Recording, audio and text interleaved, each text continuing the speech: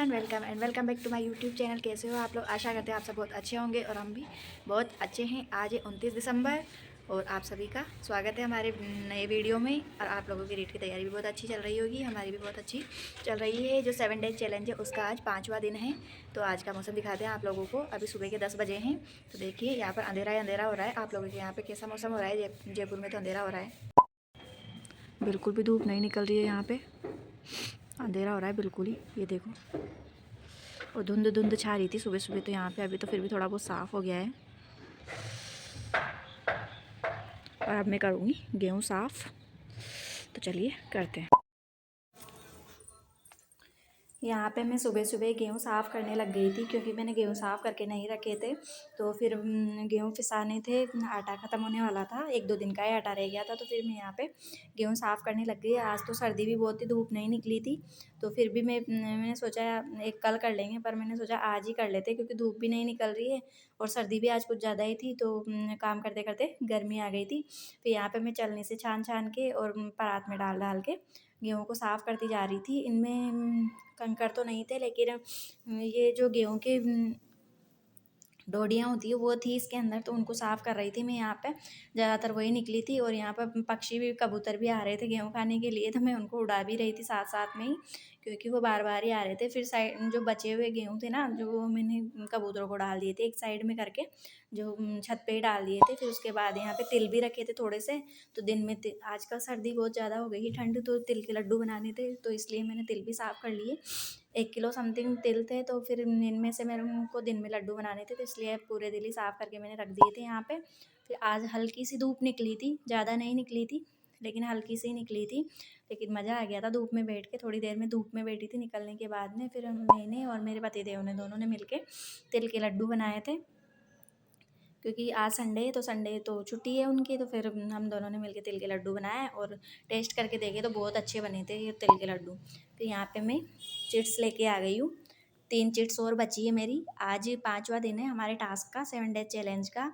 तो इसमें मैंने टास्क आया है, वो वाली चिट मैं आप लोगों को बताऊँगी। ये सबसे पहले मैं हिंदी पढ़ रही हूँ। हिंदी में मेरे टास्क आया है, आज टास्क नंबर 1 है। तो हिंदी में है वर्ण विचार और शब्द विचार। तो इसके बारे में मैं हिंदी वाली जो मेरे पास सिकवाल की बुक है, उसी बुक से मैं पढ़ रही हूँ, क्योंकि ये वर्ण विचार और जो शब्द विचार है ये मेरे मतलब शब्द विचार तो मेरे नोट्सों में इंक्लूड है, लेकिन वर्ण विचार वाला टॉपिक मैंने नोट्स में नहीं लिख रखा है। ये रीड का मेन टॉपिक है, तो इसलिए फिर मैंने ये बुक से ही पढ़ा है, सिकवाल वाली बुक से। इसमें भी बहुत सिंपल लैंग्वेज में दे रखा है। ये सिकवाल वाली जितने भी मेरे पास बुक है ना, 5 बुक है अलग अलग सब्जेक्टों की, पाँचों की। इनमें इतनी सिंपल लैंग्वेज दे रखी है, मतलब बहुत आसानी से समझ में आ जाती है, डिफ़िकल्ट कुछ भी नहीं है। अगर आप लोग भी लेना चाहते हो ना, तो सिकवाल वाली बुक अवश्य ट्राई करो, जिससे ना हमें बहुत आसानी से सारी लैंग्वेज समझ में आ जाती है। यहाँ पर मेरा दूसरा टास्क है, मैथ्स का स्टार्ट हो रहा है। और मैथ्स में मेरे आज है टॉपिक संख्या पद्धति और सामान्य संक्रियाएँ। यानी जो फर्स्ट टॉपिक है ना रीट में मैथ्स का, वही वाला टॉपिक है। और ये मैं सिकवाल की बुक से ही पढ़ रही हूँ। सिकवाल की बुक में बहुत अच्छे से दे रखा है, और इस वाले टॉपिक में ज़्यादातर परिभाषाएँ ज़्यादा दे रखी है। तो इन परिभाषाओं को मैं बुक से पढ़ना अच्छा मानती हूँ। इसमें जैसे प्राकृत संख्या, भाज्य, अभाज्य, सम, विषम, इनकी सारे की परिभाषाएँ वगैरह दे रखी है। स्थानीय मान है, और जो भी मान दे रखे हैं इसमें, मतलब सारा जो भी है वो ज़्यादातर लैंग्वेज के रूप में ही दे रखा है। तो मैंने ये वाला टॉपिक भी सिकफाल की जो मैथ्स की बुक है मेरे पास, उसी वाली बुक से मैं इस वाले टॉपिक को पढ़ रही हूँ। ये मैं दिन में ही पढ़ रही थी, सारे काम से फ्री होके। मैं 12 साढ़े 12 बजे जब धूप निकली थी ना, तो धूप निकलने के बाद में खाना वाना खाया मैंने, और फिर उसके बाद में मैं पढ़ने बैठी थी यहाँ पे। तो मैंने सबसे पहले हिंदी वाला टॉपिक कंप्लीट किया, फिर उसके बाद में मैथ्स पढ़ने बैठ गई थी मैं। और मैथ्स में मैं ये संख्या पद्धति और सामान्य संक्रिया वाला टॉपिक सिकवाल वाली बुक से ही पढ़ रही हूँ। तो मतलब 7 डे चैलेंज में 2 ही दिन बाकी रह गए हैं, और जो 2024 है उसमें, मतलब 2024 के अंदर अंदर हमारा 7 डेज़ चैलेंज पूरा हो जाएगा। और जो नया साल स्टार्ट होएगा ना 2025 1 जनवरी से, तो वहाँ से हम अलग नया टास्क लेंगे, और उस टास्क के हिसाब से अपनी तैयारी को अच्छी बनाएंगे।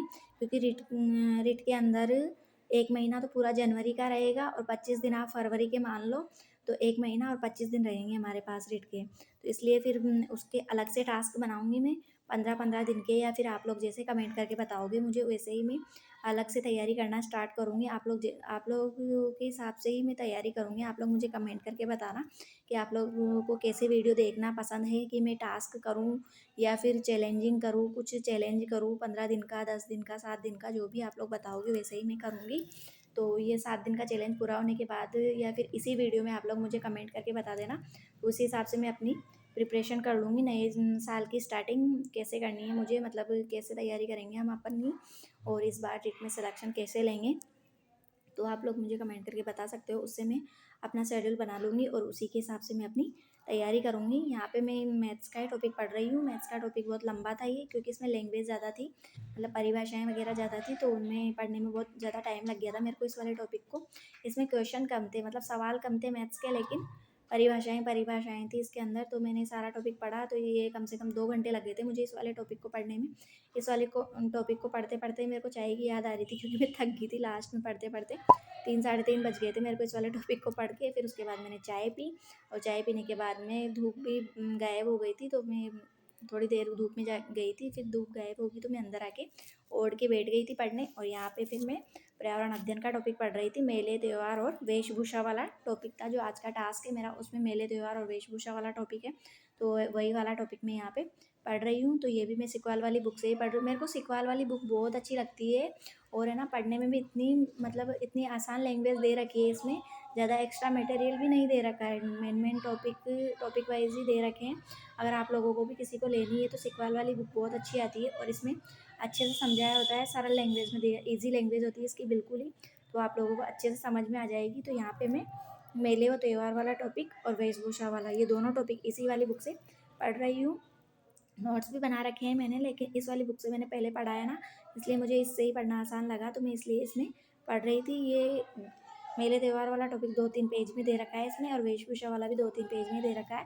तो दोनों टॉपिकों को मुझे पढ़ने में 2 घंटे लगे थे। 2 घंटे में मैंने दोनों टॉपिक कंप्लीट कर लिए थे ये वाले। और यहाँ पे मेरे को सर्दी लग रही थी, इसलिए मैं ओढ़ के ही बैठी रही थी।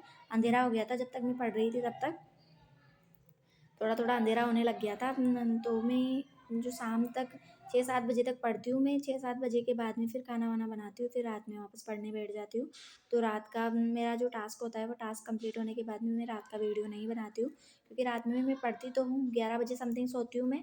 पहले तो नहीं सोती हूँ, लेकिन रात में पढ़ती हूँ, लेकिन रात का वीडियो नहीं बनाती हूँ मैं, क्योंकि टास्क कंप्लीट हो जाता है। फिर ये सोचती हूँ कि आज का वीडियो ब्लॉग तो बन ही गया है, फिर फालतू में क्यों वीडियो बनाना। तो इसलिए फिर फ़ोन पे भी आधा आधा ध्यान फ़ोन पे होता है, आधा फ़ोन किताबों पर होता है, इसलिए वजह से फिर मैं नहीं बनाती हूँ। पूरा ध्यान अपना किताबों पर ही लगा लेती हूँ, और किताबों से पढ़ती रहती हूँ, तो इसलिए फिर फ़ोन को साइड में रख देती हूँ। मैं रात में फ़ोन को छेड़ती नहीं हूँ।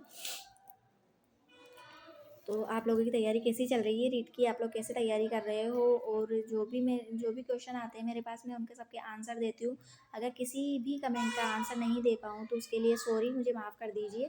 अगर मैं देखती हूँ तो उस हिसाब से मैं आप लोगों को आंसर भी देती हूँ, और जिस कमेंट का मैं आंसर नहीं दे पाऊँ वो कमेंट आप मुझे वापस कर दीजिए, जिससे मैं आपका कमेंट का आंसर दे दूँगी, अगले वीडियो में दे दूँगी।